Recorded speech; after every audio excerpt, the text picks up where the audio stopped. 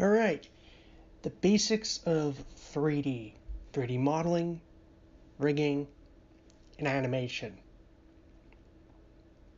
The very first of this is Wings 3D, the program that I use primarily to make 3D models. It's free to download, no cost. If any of you that have started watching this video want to go and download it and try it yourself to get into 3D modeling and 3D graphics in general, go right ahead. And there's certain programs going to be using for this. Obviously Wings 3D, Blender, and GIMP. They're free.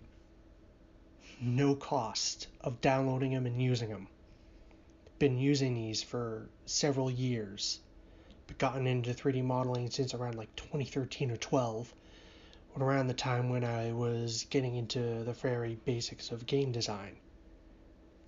And that's around the years like 2019, so that's been over half a decade.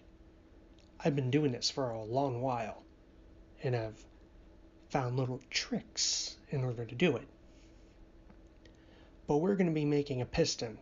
We're going to rig it, animate it, with a very basic moving in and out animation.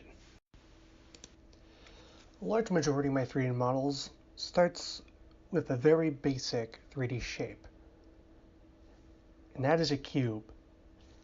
Very versatile with pretty much large majority of all the 3D models I make. And a piston is very easy to make with this. All you have to do is just like smooth some things after changing the size a bit.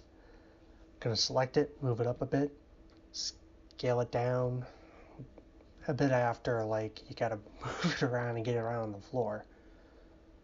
Select the top face, move it down, and at that point you just gotta duplicate. Select both the faces on the bottom, start smoothing them.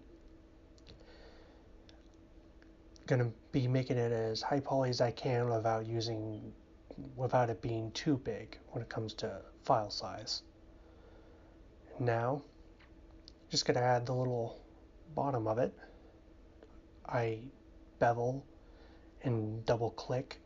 Then afterwards I can like clean up and then do it again, and then sooner or later I'm just moving stuff. It's a really fast process with this. It doesn't take very long to make something like this.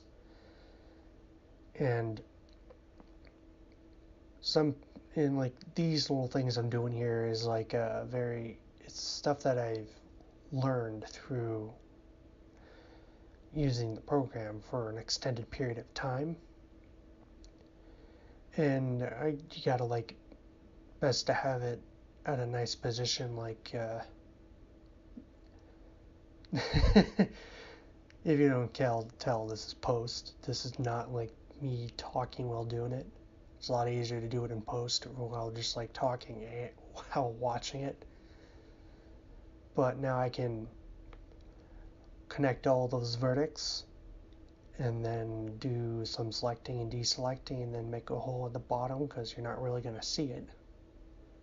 And so there's no point of having polygons there to be rendered when there's no one going to be seeing it if it was placed somewhere in a world, in a game. So now, after that, I can combine them and now can get to UV mapping. That is after it depends on how big you want it, and you can scale it back up, but now can get into the UV mapping, which is pretty much designating what parts of the mesh is going to be able to have what pixels rendered on it, and depending on how high poly the model is, it depends on how long it's going to take to UV map it. So if you're mostly doing low poly 3D models, it's not going to take as long as you making high poly ones. But there's a quick way in order to UV map with models like this. Auto smooth. Go back to UV mapping and just select a few lines here, and then you can just assign unwrapping there, and then you're good to go, and there you go. Quick and easy there. Then all I have to do is unauto smooth it just by setting the number all nines, and there, now it's on auto smooth. And now just get rid of that texture there and set the show textures back up. Now I'm just gotta change the name of the mesh to piston and change the material name to piston too.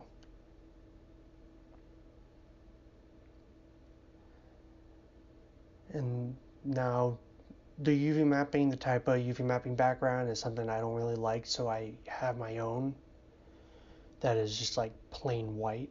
It's easier to see all the lines in there than just seeing all that like random colors. Just gotta get rid of the old one, make the new one internal, and just change the name, get rid of the PNG at the end, and then now got a plain white UV background. Now I can easily set up the UV mapping the way I want it. Like, how the UV mapping is going to be set up depends on how many parts there is. And in hindsight, when it comes to this, what I'm doing here, there's a certain part that is actually you know how like the middle of the piston that is connected to the head? That is not the one that is stretched far out. Oh, the texture sizes, there's like 128, 256, 512, 1024, 2048, 4900, 4096, and 8100 something too. But I went with 128, and over 8000 when it comes to resolution seems like overkill to me. That's more like movie quality, and I don't really do that. Oh, it's Dashy. Here's GIMP. Gonna set it up so got a nice full view of the image is gonna be opened up. Just gotta find it. Where is it? There we go. Get rid of the transparency, then can get started with it. And this is just a simple tutorial when it comes to making something, so I don't really have to go all out with this. So we can just do basic color here. Smoke weed. Damn, son. Smoke weed. Smoke weed every day. Smoke weed.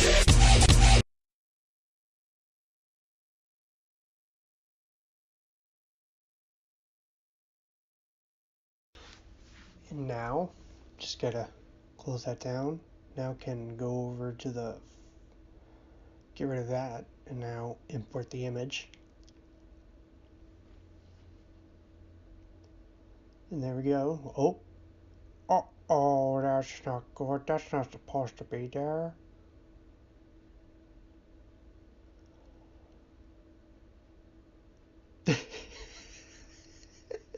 I should have just checked before I even got with that. Oh, it's already recorded. Can't do anything about it now. Here I am. I'm just like, I think it's that, even though it's like it's being selected on the rim of the top of the head. It's like, oh shit, that's not right either. All around me are familiar faces. Hello, darkness, my old friend.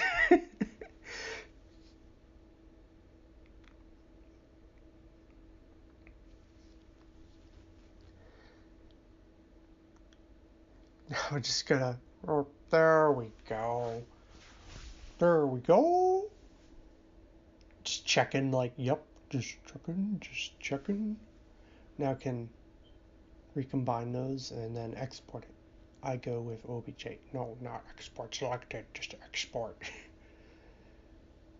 You can go with 3ds or whatever, but I go with OBJ. Just randomly name it that as a diff. Just open up Blender. Now, get rid of these. We don't need those. Well, move that down. Uh-oh. Hey, close. Don't need that now.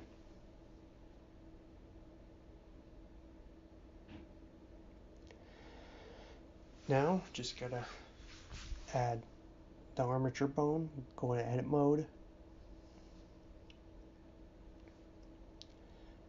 Go to X-ray to see the bone and just do that.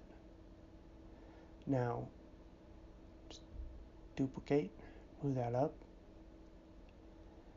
And the way that this is going to work is naming the bone that to base, naming that one to top, something like that. I can't see if it's just top right now. The screen's too small. And now you can go into object mode and name these. I was doing it as armature and then skeleton, and I normally do until I realized, wait a second, I do skeleton. I don't do armature. It's like, no, wait, no, not armature, skeleton. I was like, wait a minute. Oh, damn it. So sad. Now, the way I'm gonna do this is select it, then do shift click onto the bones, then do Control P, and then select with empty groups. That is going to parent the mesh with the bones and add 2 vertex groups where I can select the vertex I want for the mesh to be able to move with the bones. So whatever vertex group is named what a certain bone is, those vertex will be moved with that bone. That's essentially how it works. And with a piston, it's such a quick and easy rig to do. There are rigs of 3D models that take days for me to do. And now, getting to the animation with pose mode, now can move the bone and move the mesh with it, and that acts like a root bone there.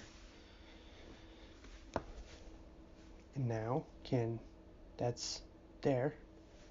That's pressing I when you select all the bones, and then just can move it up, select them all, press I for that. Now can go over here, go into a dope sheet, and then edit the animation a bit. Like for instance, duplicating that certain bone over at the end. So then we got a nice pretty much seamless animation. And there's something interesting when it comes to keyframes with animation. How fast the animation is when there's blank space between frames of the keyframes. The blank space between the two, like if the keyframes are far enough apart, the animation will be slower, but if the keyframes are closer, then the animation will be faster.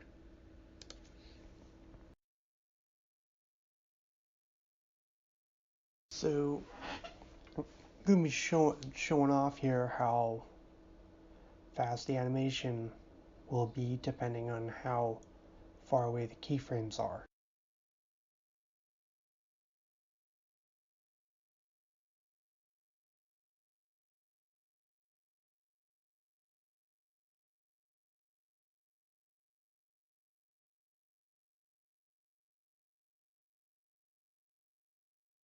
And you can tell that it gotten a little faster.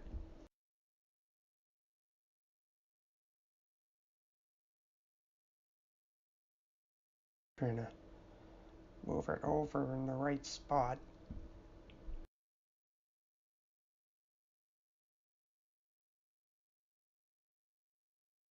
And now it gotten even faster.